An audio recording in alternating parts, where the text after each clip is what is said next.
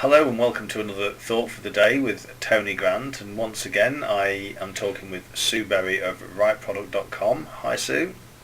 Hi Tony. Thanks for being here again, and today this isn't really a thought, it's more of a warning, shall we say, because of course the other day, if anybody of you noticed the Skype chat groups, etc., my Skype account actually got taken over, I think is the official term, account takeover.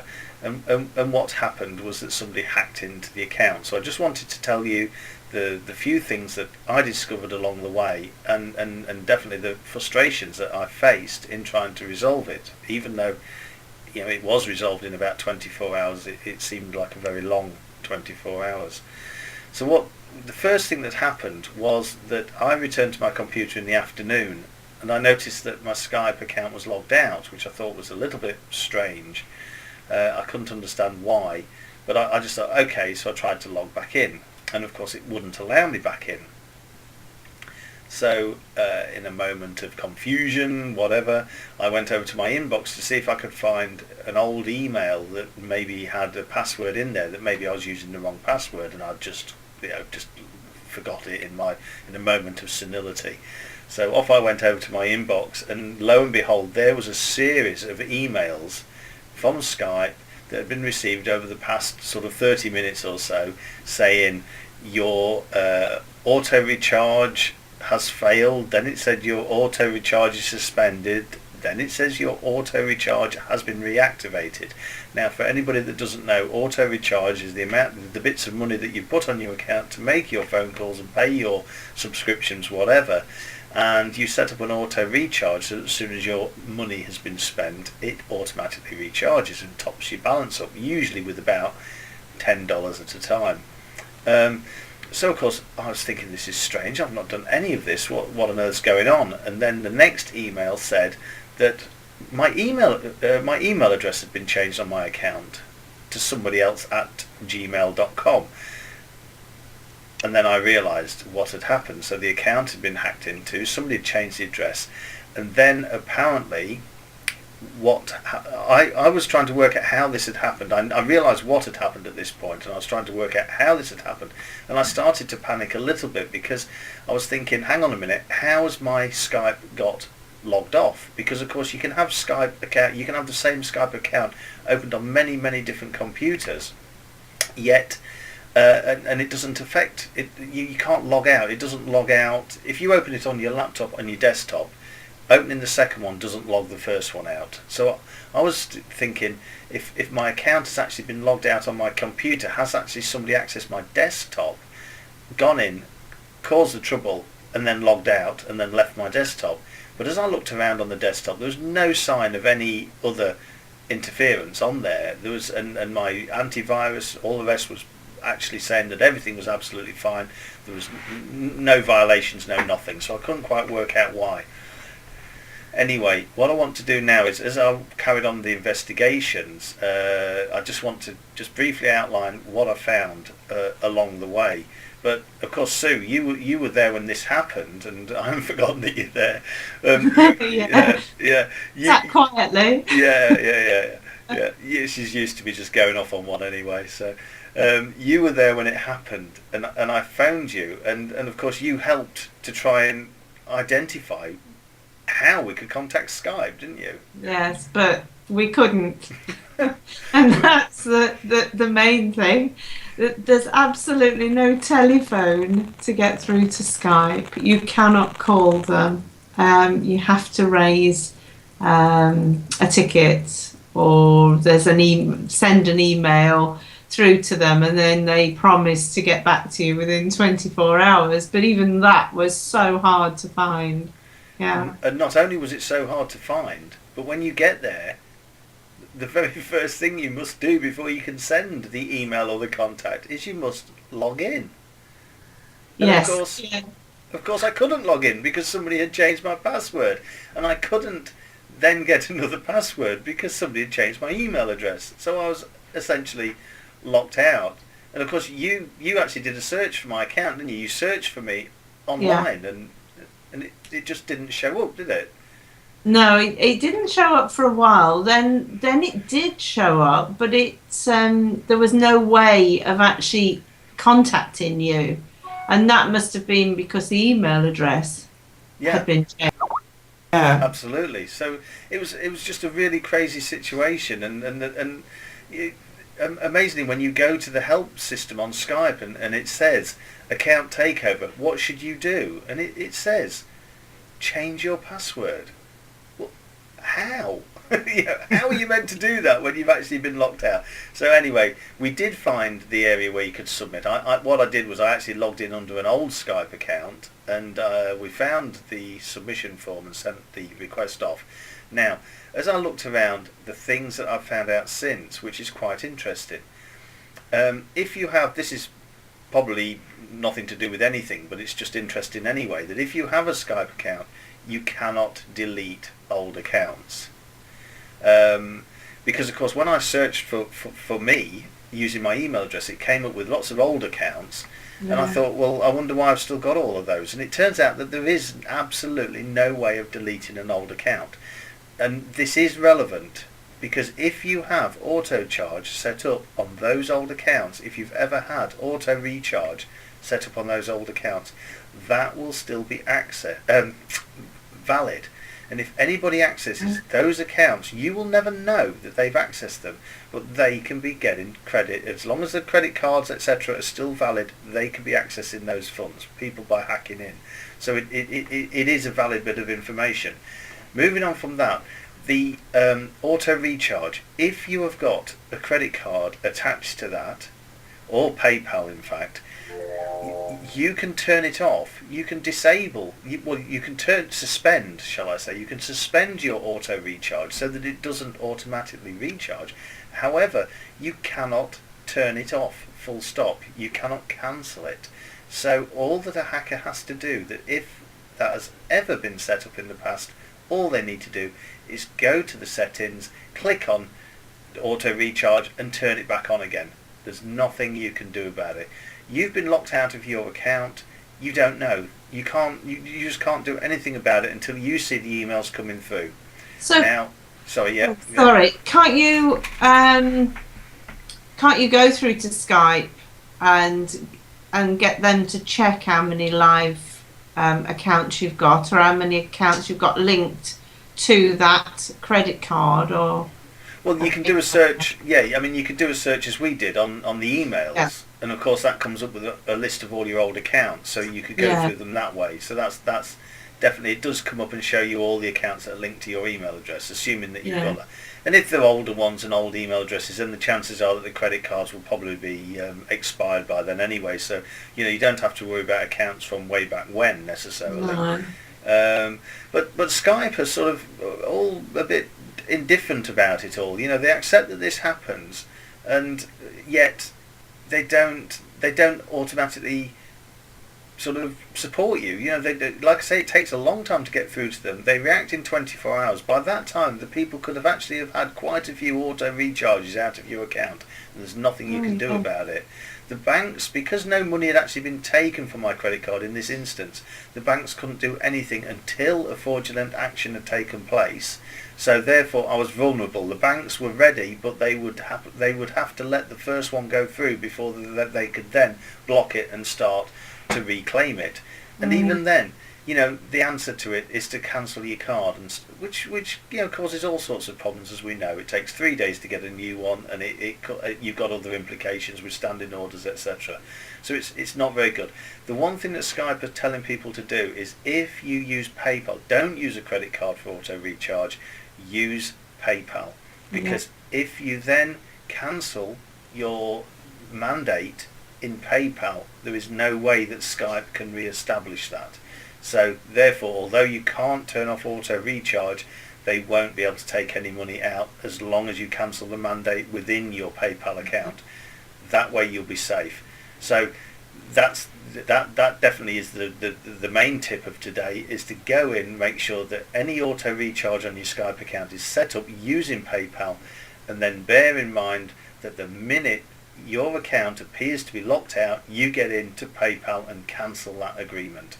and that way, and it won't be too much of a problem, because the next time you try and re-trigger it again, it will just take you back to PayPal and ask you to re-establish a new mandate. So it's not as if it's a great inconvenience, but at least you've got that level of security which we didn't have. Right. So if you go in and you change it to PayPal, it won't automatically default back if there's no money in your PayPal account, or if you close your PayPal account. I'm just wondering. No, that's a good question, isn't it? And, that is a good question. And they need to at least transfer to PayPal and then to contact Skype and say that they definitely do want that credit card or debit card changing or taken off that account. Yeah. It may take a while, but I'm sure that Skype have got to have a method of taking the cards off. They must do, and of course they're holding these records, and yet they're taking no responsibility, which is shocking. They're holding all these credit card details, and apparently when I read into it, there's people that this has happened to. They refuse. They will give you money back that's been taken from your credit card fraudulently. So any auto recharges that have happened whilst the account was in control of a hacker, they will refund. But if you had $10 balance or $50 balance or whatever it is on your account, they will not refund that. They don't take responsibility, and yet they're making money out of it. They're the ones that are keeping the money for those phone calls, but they won't unless you kick off. By default they won't give you that money back. So that's quite shocking. So I learned a little bit about Skype. I mean, what I'm going to do is underneath this video or somewhere on the page where you probably find this video, if you're on the Crucial Views site, I'm going to put a few links there which will give you the access to the customer service. It will also give you the link which is the live chat, because the other thing is which we discovered, didn't we, Sue? The live chat, you have to be a Premier customer to be able to. Yes. Oh yes, that's right. Yeah, I'd forgotten about that. You can get through to live chat, but I actually haven't looked at the Premier customer status, to be honest. And I'm guessing it's something you have to pay for. And I'm not paying for things like that. I mean, I pay plenty to Skype, so I wouldn't be paying extra.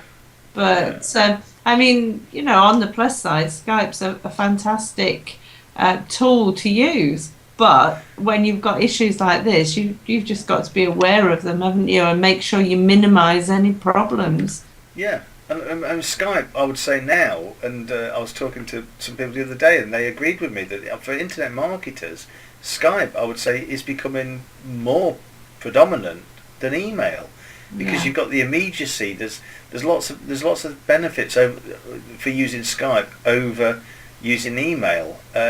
People are sort of, because of the torrent of emails we get every day, people are tending to sort of turn the back on the inboxes so much, probably review it once or twice a day. Whereas Skype, it's just so easy. You've got all your contacts all listed there. You can just drop them a couple of quick lines of text without going into the, even with emails, even though it's still a semi-formal communication. So it's still, hi, how's it going, so on and so forth. Before, you're writing 10 lines of text to just say one thing. Whereas at least Skype, you just go in there, you can just jot down your thought quickly, 1 or 2 lines, hit it off. If they're there, they'll respond to you. If they're not there, they'll reply to you later on. People, internet marketers specifically, are using Skype so much. And of course, you've got all the chat groups, which are absolutely phenomenal networking tool. I use them so much, and so therefore I put so much value on my business on Skype, on both the chat groups and just the networking, the communication, not necessarily the phone calls, but definitely the messaging and the chat groups. So, and I think one thing you said a few minutes ago was about the contacts. I think people ought to realise that if they can have their accounts hacked, they've probably got a lot of contacts stored there, just the same as with emails. And if you want to retain all those contacts, then you probably need to be backing up somewhere else. I don't know. Yeah, and you can import and export. Yeah, you can export. Can you? Because it's not easy to have to sit and go and searching for everybody again. So, you know, And that's absolutely right. Although, in fairness, Skype did restore my account to me, within 24 hours, which was a definite, plus side that they did react to that. But yeah, absolutely right. It is worth just keeping, exporting, backing up your contacts from time to time without a doubt. The other thing was though, Sue, was that while I was talking to you about this, saying, "Yeah, please help. Can you try and find a contact number? Can you? How do I get out of this?" You actually got an email, didn't you? yes, I had an email from an internet marketer who'd had exactly the same thing happen, and she'd had requests from no, somebody had sent out requests to her contacts asking them for money. Yeah. And so, because her contacts trust her, they sent her the money, or one Well, one person did, yeah. sent the money, and so of course now she feels terrible because she's actually upset somebody through no fault of her own, from somebody hacking her Skype account. Yeah. Yeah. I think in fact there's not a lot really that you can. I don't know whether there's any actual tools that you can put into place to stop it happening in the first place. But like I say, you do definitely need to take these precautions that we've just outlined about setting up PayPal with your auto recharge and about backing up your contacts. You really need to be doing that just to protect yourself into the future. There was one other thing that I wanted to mention about this, and and it's totally slipped my mind what it is.